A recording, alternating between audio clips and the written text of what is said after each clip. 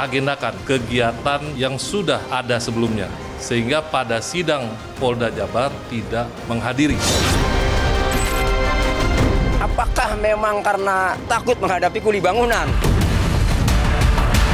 Di kasus ini, jaksa tidak akan cepat-cepat itu bikin P21 tuh Pak, karena Pak jaksa pasti akan mikir juga, ini kan disoroti orang banyak itu.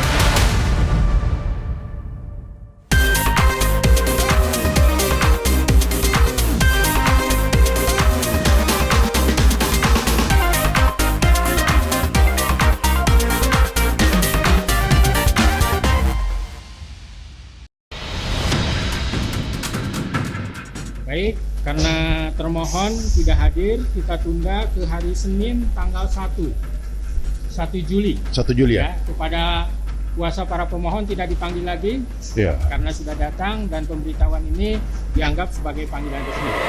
Kita lebih baik hari Senin, sah dan patut, datang atau tidak datang kita lanjut. Baik ya, Itu ya, daripada jauh-jauh dari Cirebon tapi nggak ada sidang ya, seperti itu ya. Karena saya juga pengen perkara ini lebih cepat. Jangan sampai persidangan pokok perkara digelar kita belum tuntas. Ya. Hakim Tunggal Sidang Pra-Peradilan Peggy alias Peron yang menjadi tersangka dalam kasus pembunuhan Vina dan Eki memutuskan menunda sidang pra-peradilan hingga 1 Juli 2024 mendatang. Hakim Eman Sulaiman menunda sidang pra-peradilan karena Polda Jawa Barat sebagai termohon tidak hadir. Menurut pakar hukum pidana Jamin Ginting, sidang pra-peradilan akan menguji prosedur penetapan Peggy sebagai tersangka. Hakim sidang pra-peradilan dapat saja mengeluarkan putusan penetapan Peggy sebagai tersangka tidak sah karena tidak sesuai prosedur. Pra-peradilan hanya memeriksa terkait dengan prosedural, penetapan tersangkanya dianggap tidak sah karena tidak sesuai dengan prosedur. Tidak sesuai dengan prosedur, contohnya terkait dengan alat bukti yang dihadirkan itu tidak cukup 2 alat bukti. Yang tidak cukup itu karena contohnya hanya foto, gambar dan segala macam. Saya sependapat juga tadi dari pendapat dari lawyer itu harus ada scientific evidence, yaitu yang menunjukkan bahwa orang yang dijadikan tersangka itu benar-benar Peggy yang dimaksudnya yang pada saat ini jadi tersangka begitu, bukan orang yang namanya sama tetapi personnya berbeda. Kompolnas yang bertugas mengawasi proses pengungkapan kasus ini menduga pihak termohon dalam hal ini bidang hukum Polda Jabar sedang mempersiapkan jawaban hukum atas gugatan sidang pra-peradilan ini.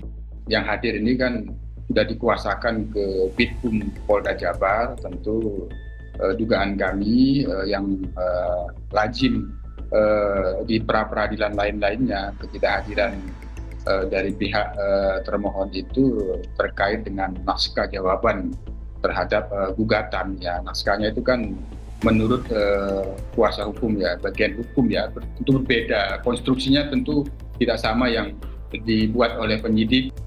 Polda Jabar sendiri memberikan keterangan sebab ketidakhadiran mereka sebagai termohon.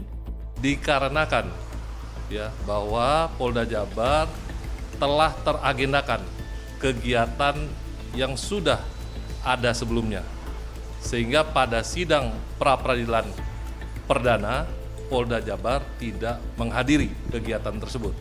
Namun perlu saya jelaskan bahwa nanti pada saat jadwal persidangan pra-peradilan berikutnya Polda Jawa Barat akan menghadiri, dan kami meyakini tim kuasa hukum dari Polda Jawa Barat akan menghadiri kegiatan sidang pra-peradilan pada jadwal persidangan yang berikutnya dan akan menyiapkan materi gugatan persidangan yang telah dipersiapkan dari tim kuasa hukum Polda Jawa Barat.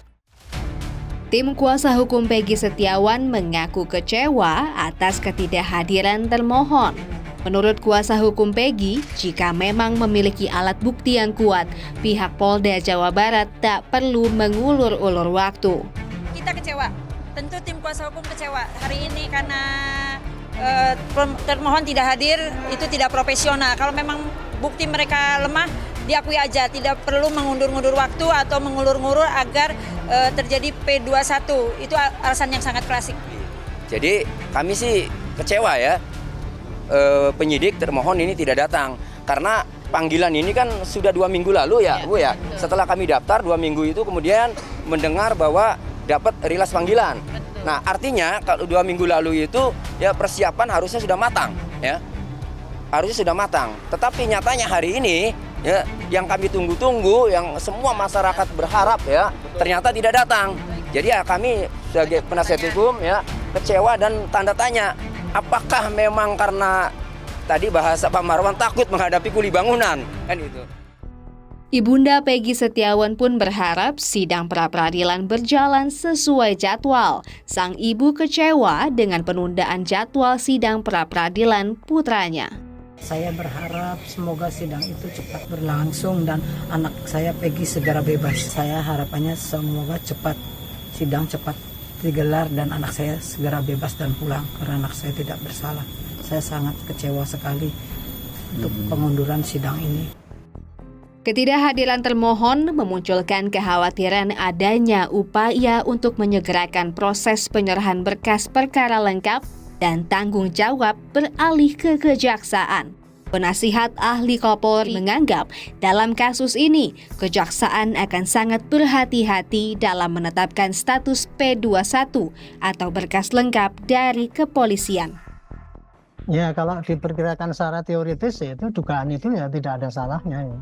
Kebanyakan kalau penyidikan kalau suruh dipilih, suruh menghadapi pra-peradilan apa tidak, ya pasti milih nggak usah pakai pra-peradilan kan. Kalau bisa ini berkas saya bikin seperti diterima oleh jaksa sehingga saya sudah selesai lah tugas saya kan gitu. Kebanyakan gitu ya perkiraannya.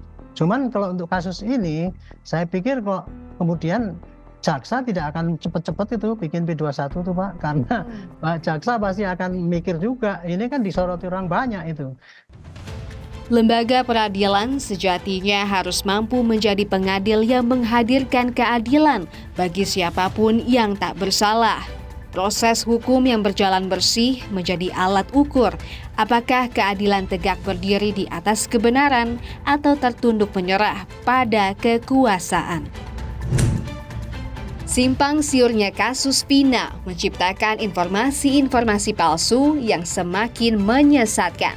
Kabar adanya tersangka baru dalam kasus Vina akan segera terjawab. Is it news or hoax?